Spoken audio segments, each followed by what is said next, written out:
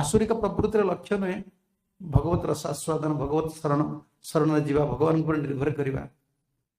आम निकट में केते डिमोनिक क्वालिटीज अच्छी आम जानते आम आसुरिक गुणटा केते अच्छे आम निजे जानीदे आसुरिक गुण रहिले भगवान का रूप गुण माधुर्य गोटे भल लगे युड़ी को आम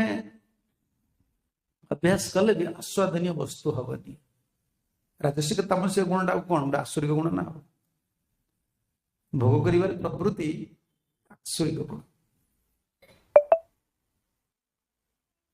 तेणु वृत्रासुर जदि तम प्रधान शरीर थिले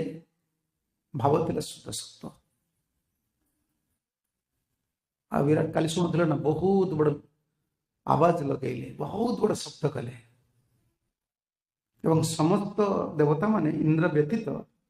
समस्त शब्दर ध्वनि रे मृतवत पड़ी